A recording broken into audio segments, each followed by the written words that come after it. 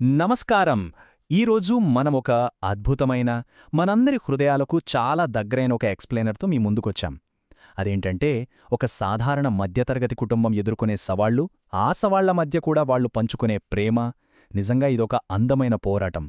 ఎక్కడా నిరాశ పడకుండా, చిన్న చిన్న విషయాల్లోనే ఆనందాన్ని వెతుక్కునే ఒక అద్భుతమైన ప్రయాణం గురించి ఇప్పుడు మనం తెలుసుకోబోతున్నాం. సరే, అసలు విషయానికొస్తే, సంపద లేదా సంతోషమంటే నిజంగా ఏమిటి?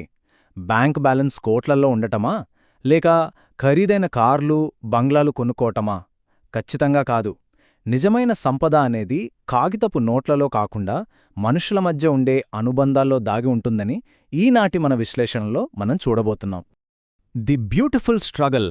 అవును, మధ్యతరగతి జీవితమంటేనే ఒక అందమైన పోరాటం. దీని గురించి మనం ఎంత మాట్లాడుకున్నా తక్కువే.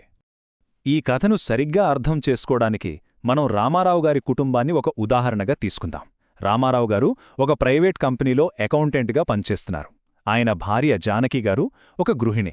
వీరికి 2 ముద్దుల పిల్లలు, చిన్మయి, చరణ్. ఈ నలుగురు చుట్టూనే మన ఈనాటి టాపిక్ తిరుగుతోంది. ఇది కేవలం రామారావు గారి కథ మాత్రమే కాదు, మన చుట్టూ కనిపించే ఎన్నో లక్షల మధ్యతరగతి కుటుంబాల ప్రతిబింబం.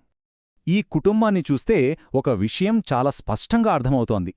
ఆశలు ఆకాశమంత, ఆదాయం అరచేయంత. ప్రతిరోజూ వీరు ఎన్నో కలలు కంటుంటారు, కాని జేబులో ఉన్న కొద్దిపాటి డబ్బుతోనే నెట్టుకురావాలి. ఈ ఆశలకీ ఆదాయానికీ మధ్య వాళ్లు బ్యాలెన్స్ చేసుకుంటూ రెళ్లే విధానం నిజంగా ఆశ్చర్యం కలిగిస్తోంది. ఇక 30 రోజుల ఫైనాన్షియల్ సైకిల్, ఇదొక కత్తిమీద సాములాంటిది. ఇది ఎలా ఉంటుందో ఇప్పుడు పరిశీలిద్దాం. నెల మొదట్లో, అంటే 1 నుంచి 10వ తేదీ వరకు పరిస్థితి చూడండి. ఇంటి అద్దె, కరెంటు బిల్లు, పిల్లల స్కూల్ ఫీజులు అంటూ జీతం ఇట్టే కరిగిపోతుంది. ఆ తర్వాత 10 నుంచి 20వ తేదీ వరకు చూస్తే ఖర్చులకు కత్తెర వేయడం మొదలవుతుంది. ఇక చివరి 10 రోజులుంటాయి చూడండి, అదంతా సర్దుకుపోవడమే. వచ్చే నెల చూద్దాంలే అనే మాటతోనే ఎంతో క్రమశిక్షణతో బండి నడిపించేస్తుంటారు. Dreams and daily sacrifices. ఆర్థిక లెక్కల నుంచే కాస్త ఎమోషనల్ వైపు వెళితే ఈ రోజువారీ త్యాగాలు మనకు మరింత వివరంగా అర్థమవుతాయి. ఒకరోజు ఆ ఇంట్లో చిన్నారి చరణ్ చాలా అమాయకంగా వాళ్ల నాన్నని ఒక మాట అడిగాడు.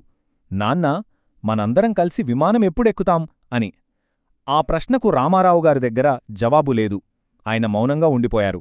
ఎందుకంటే వాళ్ల ప్రస్తుత ఆర్థిక పరిస్థితికి విమాన ప్రయాణమనేది చాలా దూరమైన కల. కాని సరిగ్గా అప్పుడే తల్లి జానకిగారు వచ్చి ఆ మౌనాన్ని బ్రేక్ చేస్తారు. నువ్వు బాగా చదువుకుని పెద్ద ఉద్యోగం తెచ్చుకో, అప్పుడు మనందర్నీ నువ్వే విమానంలో తీసుకెళ్తావు కదా అని నవ్వుతూ చెబుతారు. చూశారా, తమ దగ్గర లేదన్న లోటును కూడా పిల్లలకు ఒక గొప్ప స్ఫూర్తిదాయకమైన పాఠంగా ఎలా మార్చేశారో.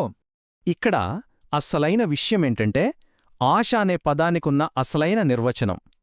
ఒక మధ్యతరగతి తల్లి దగ్గర ఉండే అత్యంత గొప్ప ఆయుధం ఈ ఆశ మాత్రమే. పేదరికంపై పోరాడటానికి ఒక కవచంలా, తన పిల్లల ఉజ్వల భవిష్యత్తుకు ఇంధనంలా ఈ ఆశే పనిచేస్తుందని ఈ చిన్న సంఘటన మనకు అందంగా తెలియజేస్తుంది. పండుగలొచ్చినప్పుడు ఈ త్యాగాలు మరింత స్పష్టంగా బయటపడతాయి. పండుగకి పిల్లలకి మాత్రం ఖచ్చితంగా కొత్త బట్టలు కొంటారు. కాని రామారావు గారేం చేస్తారు?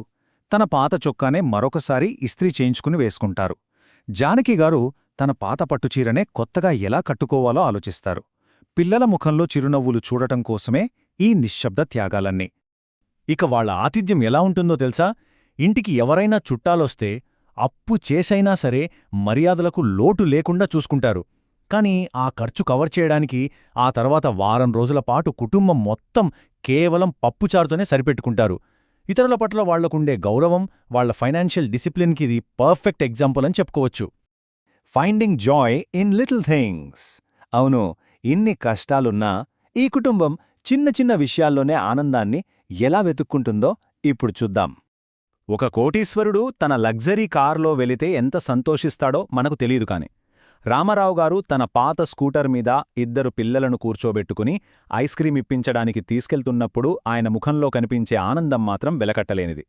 ఆ చిన్న ఐస్ క్రీం పార్టీ వారి దృష్టిలో ఏ లగ్జరీ కారు ప్రయాణానికి తీసిపోదు. సండే వస్తే వాళ్ల వేడుకలు ఎలా ఉంటాయో ఒకసారి గమనించండి. వీకెండ్ రాగానే బయటకు వెళ్లి వేలకు వేలు ఖర్చు చేయరు. అందరూ కలిసి ఇంట్లోనే కూర్చుని టీవీలో సినిమా చూస్తూ వేడివేడి పకోడీలు తినడం వాళ్లకు అదే అతిపెద్ద పండుగ. లక్షలు ఖర్చు పెడితే వచ్చే ఆనందం కంటే కుటుంబంతో కలిసి గడిపే ఈ చిన్న చిన్న క్షణాలే నిజమైన సంపద అని ఇది నిరూపిస్తుంది. The true middle class heroes.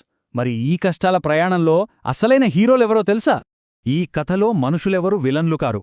అనునిత్యం పెరుగుతున్న ధరలు, ఎప్పటికీ తీరని కోరికలు మాత్రమే ఇక్కడ అసలైన విలన్లు. మరి హీరోలెవరు? నిస్సందేహంగా వారి మధ్య ఉన్న ప్రేమ, ఒకరికొకరు తోడుగా ఉండటం. ఆర్థికపరమైన ఇబ్బందులను ఈ ప్రేమతో కలిసికట్టుగా ఉండటంతో వారు ఎలా జయిస్తారో ఇక్కడ మనకు స్పష్టంగా అర్థమవుతోంది. మిడిల్ క్లాస్ అంటే అప్పులకి భయపడేవాళ్లు కాదు, ఆశల కోసం బతికేవాళ్లు. వాట్ ఎ పవర్ఫుల్ కోట్ కదా! ఈ విశ్లేషణ మనందరికీ ఒక విషయాన్ని స్పష్టంగా చెబుతోంది. సంతోషమనేది మనం కొనే ఖరీదైన వస్తువుల్లో లేదు, అది మన కుటుంబ బంధాల్లో, మన ఆశల్లో ఉంటుంది. మరి ఈ స్ఫూర్తితో, ఇలాంటి అద్భుతమైన జీవిత పాఠాలను గుర్తుచేసుకుంటూ, ఆశను కోల్పోకుండా మనమంతా ముందుకడుగు వేద్దాం. మరో ఆసక్తికరమైన ఎక్స్ప్లెయినర్తో మళ్ళీ కలుద్దాం.